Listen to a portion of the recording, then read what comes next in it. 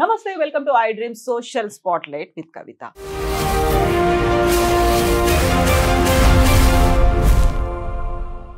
రాజకీయాల్లో అందులోనూ పర్టికులర్ గా మన తెలుగు రాజకీయాలకి సంబంధించి చూస్తే ఎందుకని ప్రతిసారి ఆరోపణలు విమర్శలు చేయాల్సి వచ్చినప్పుడల్లా ఇంట్లో ఉన్నటువంటి అమ్మలను అక్కలను ఇన్వాల్వ్ చేస్తుంటారు.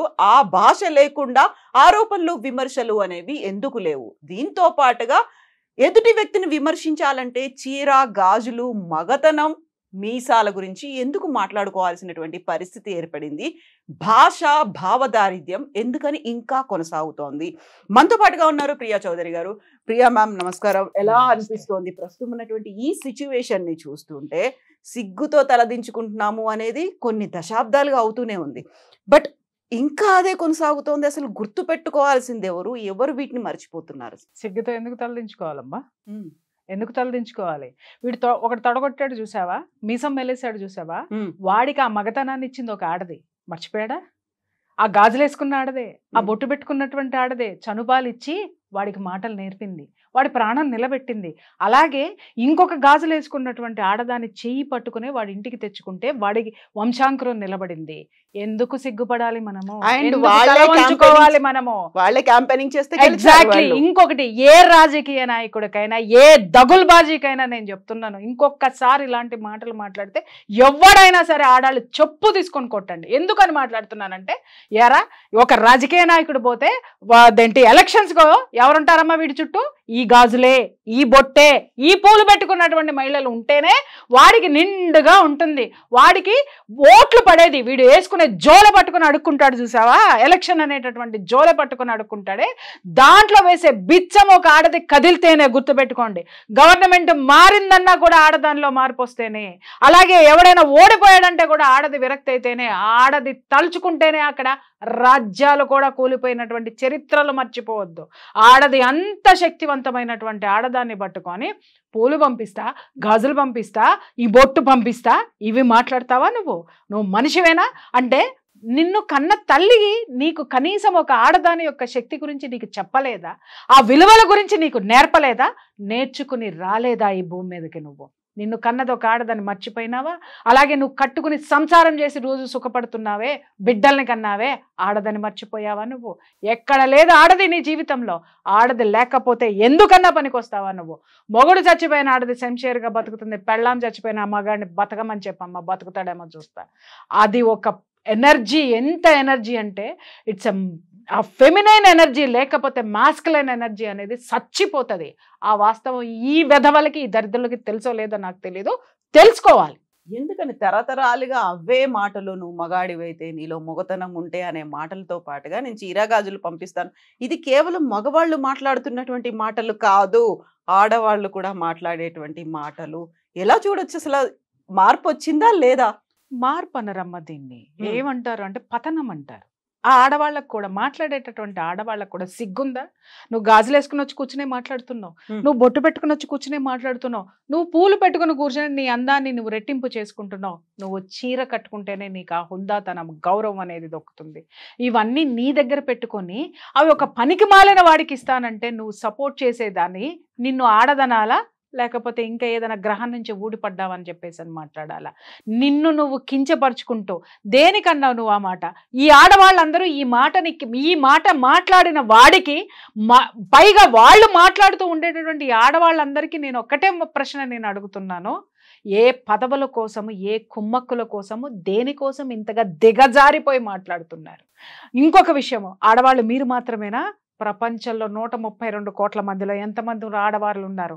వాళ్ళందరి గురించి మాట్లాడే హక్కు మీకు ఎక్కడుంది? వాళ్ళందరి శక్తిని కించపరిచేటటువంటి హక్కు మగకి కానీ ఆడగదానికి కానీ ఎక్కడుందమ్మా? వీళ్ళందరూ దేనికోసం మాట్లాడుతున్నారు? వాడు వెనకమాల నిలబడితే పదవిస్తాడేమో, వాడు వెనకమాల నిలిపిస్తే రాలుస్తాడేమో, ఆ బిచ్చం కోసమో లేకపోతే దానికోసమో కనీసం వీళ్ళ అస్తిత్వాన్ని దిగజార్చుకుని మరి ఉండేటటువంటి అక్కడ మాట్లాడినటువంటి జాతి ఎవరిది కూడా ఆడజాతి అయితే మాత్రం కాదు. ఇది మాత్రం స్పష్టంగా చెప్తాను నేను. ఎటువంటి సంబంధం లేని ఇంట్లో ఉన్నటువంటి పెద్దవాళ్ళు మహిళల్ని, అందులో వాళ్ళు చనిపోయి కూడా ఉండొచ్చు, వాళ్ళని కూడా వదిలిపెట్టకుండా ఇందులోకి లాగడం అనేది, అది కూడా ఒక పర్టికులర్ టర్మ్ యూజ్ చేసి, ఆ కొడక, ఈ కొడక, ఎవరిని డిమీన్ చేస్తున్నారు వీళ్ళు అసలు? ఒక సినిమాలో ఒక డైలాగ్ ఉంది నాకు బాగా చాలా బాగా ఇష్టం అది. కృష్ణం వందే జగద్గురు సినిమాలో ఆ హీరో మాట్లాడతాడు, హీరోయిన్ మాట్లాడుతుంది హీరో తోటి. అమ్మా నాన్న పడుకుంటే నేను పుట్టాను అనుకున్నవాడు పశువు అవుతాడు, అమ్మా నాన్న ప్రేమకి ప్రతిరూపంగా నేను పుట్టాను అనుకున్నవాడే మహాత్ముడు మహానుభావుడు అవుతాడని. వీళ్ళు ఎట్లా పుట్టారనేది వాళ్ళ ఆలోచించుకోవాలి. ఇంకెంతకు మించి నేను ఉదాహరించాల్సిన అవసరం లేదు తల్లి. అంటే వాళ్ళు ఇలాంటి తర్కం మాట్లాడుతున్నారంటే వాళ్ళ యొక్క ఆ ఆలోచన జ్ఞానము ఏ స్థాయిలో ఉంది ఇంకా చెప్పాల్సిన అవసరం ఉందా?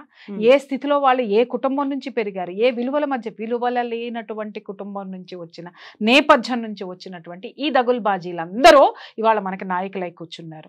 వీళ్ళు చేసేటటువంటి చట్టాలు ఈ విధంగా. ఇంకొక విషయం ఏంటంటే ఇలాంటి వెధవల్ని వెనకేసుకుని వచ్చి కూర్చునే ఆడవాళ్ళు ఉన్నారు చూసావమ్మా, మహాతల్లులు మహాత్ములు.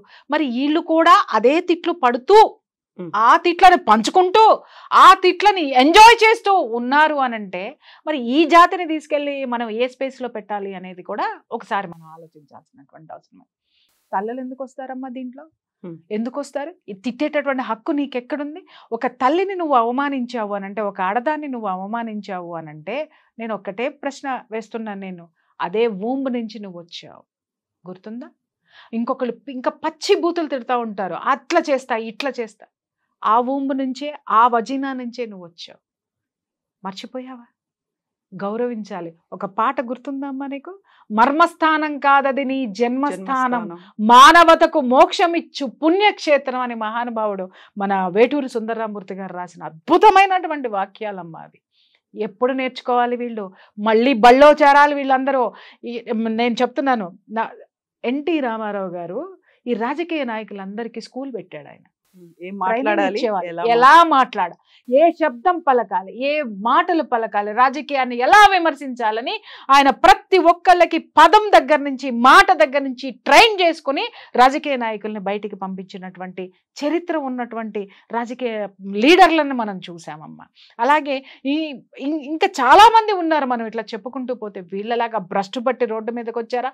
చదువు సంజాలేని అన్ఎడ్యుకేటెడ్ ఫెలోస్ అమ్మా వీళ్ళందరూ.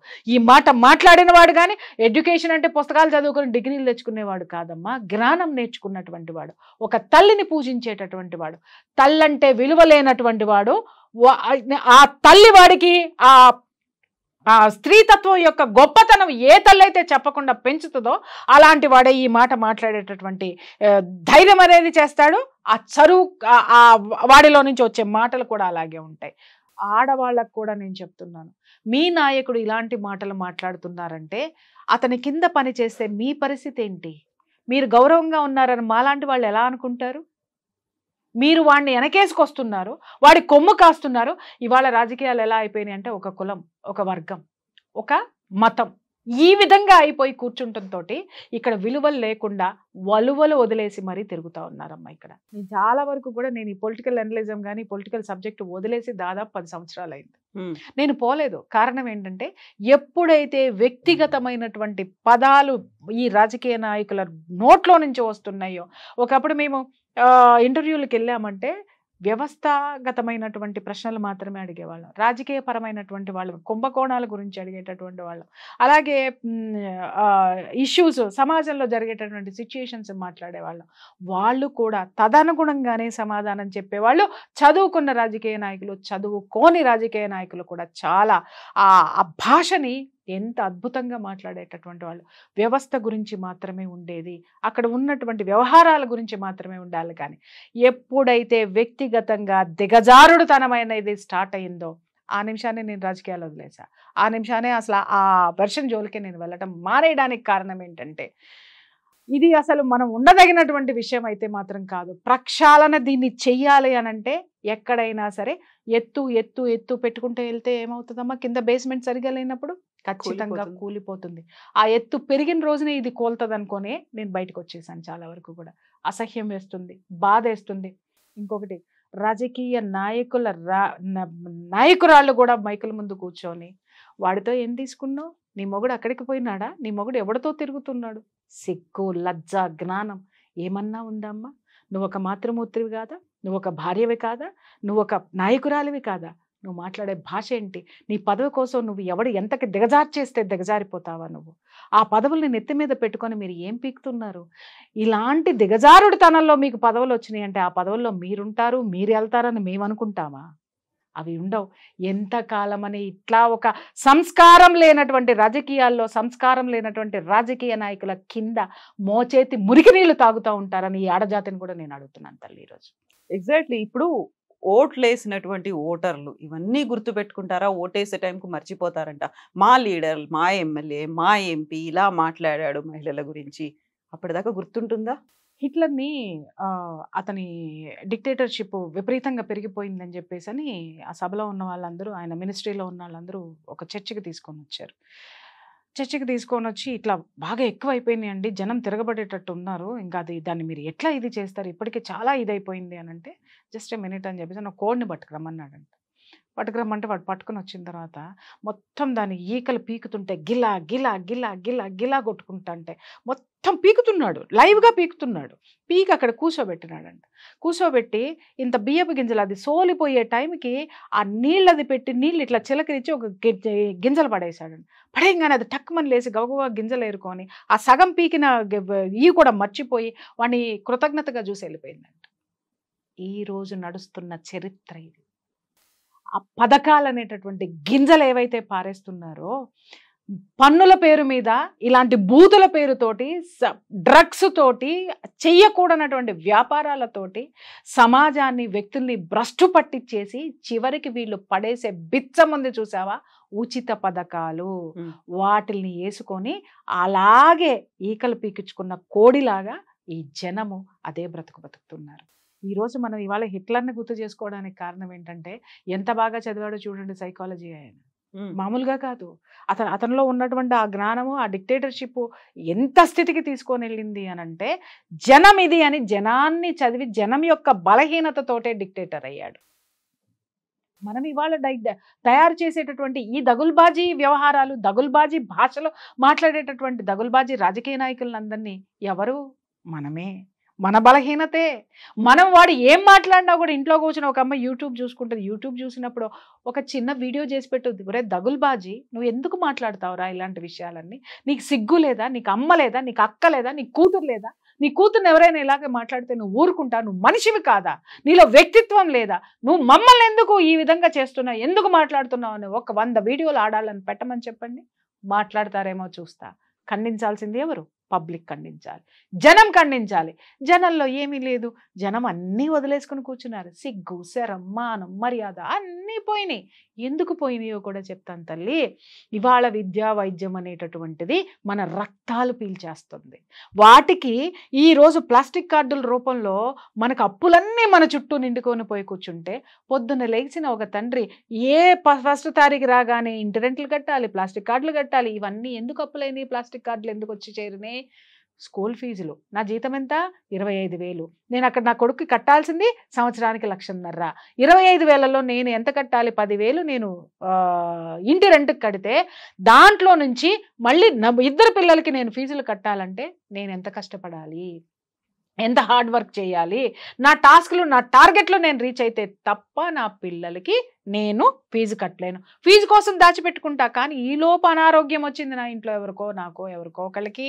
దానికి వెళ్ళేసరికి దాచిపెట్టుకున్న డబ్బులకి ప్లస్ ఇంకొక 50,000 1,00,000 నేను అప్పు చేసి అక్కడ ఆ వైద్యానికి ఖర్చు పెట్టుకొని నేను వెనక్కి వచ్చాను. తీరా చూస్తే వైరల్ ఫీవర్ కోసమే నేను ఖర్చు పెట్టుకుని వచ్చాను. నా ఆర్థిక పరమైనటువంటి ఆ బలం మొత్తం కూడా ఇక్కడ సాచురేషన్ అయిపోయింది. నేను దీన్ని సమకూర్చుకుని పూడ్చుకునేటటువంటి నా దరిద్రంలో నేనుంటే ఇవన్నీ పట్టించుకునేటటువంటి ఓపిక నాకెక్కడుంది తల్లి? కాబట్టి ఇంకొక విషయం ఏంటంటే, ఈ విద్యను ప్రైవేటైజ్ చేసినప్పుడు నేను నోరెత్తలా, ఈ వైద్యాన్ని ఇంత భయంకరంగా పెంచి పోషిస్తున్నప్పుడు నేను నోరెత్తలా. నేను నోరెత్తనటువంటి నా యొక్క పనికి మాలిన బలహీనతకి నేనే మూల్యం చెల్లించుకుంటున్నాను ఈరోజు. అలాంటి వాళ్ళ మనం వీటి గురించి మాట్లాడే అర్హత కూడా ఉంది లేదు. ఎవరైనా తిట్టుకున్నా మనకేంటి, అంతే, అది రాజకీయం అంతే. ఖచ్చితంగా శ్రీశ్రీ అన్నాడు ఈ మధ్య, తలుచుకున్నా, మళ్ళీ ఈ రోజు తలుచుకున్నా, మనది ఒక బతికేనా కుక్కల వలె నక్కల వలె, మనది ఒక బ్రతికేనా సందులలో పందుల వలె అని చెప్పేసి అని. ఏముంది మనకి? వాడు చీకొడితే మనం ఓటేస్తే వాడు గెలుస్తాడు, వాడు చీ కొడితే మూసుకొని వాడు గెలిచిన తర్వాత చీ కొడతాడు, మూసుకొని ఇంట్లో కూర్చోవాలి, వాడు ఏం చెప్తే అది వినాలి. పంది బురదగుంట్లో ఉన్నప్పుడు అంతా పంది అనుకుంటుందంటమ్మా, చీ బతుకు కాదు, ఒడ్డున వెళ్ళేటటువంటి లేడీని చూసి అనుకుంటా దాని అంత అందంగా బతకాలి, దాని అంత అద్భుతంగా నడవాలి నేను బురదలో నుంచి బయటకు వచ్చి ప్రయత్నం చేస్తుందంట. కొంత దూరం వెళ్ళంగానే అలసిపోయి అబ్బా బురదలోకి వెళ్ళి రెస్ట్ తీసుకుందాం అని మళ్ళీ బురదలోకే వస్తుందంట. ఊరికినే పోల్చలేదు శ్రీశ్రీ.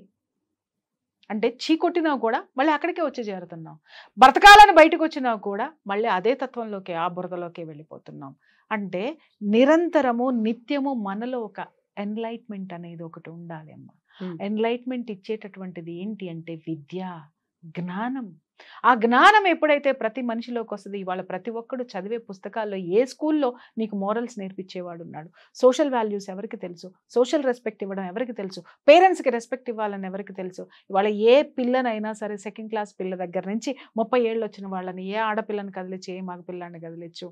సో వాట్ ఈ స్థితికి ఒక మనిషిని తీసుకెళ్ళిపోయాము.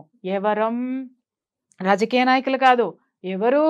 మనమే మనమే మనమే.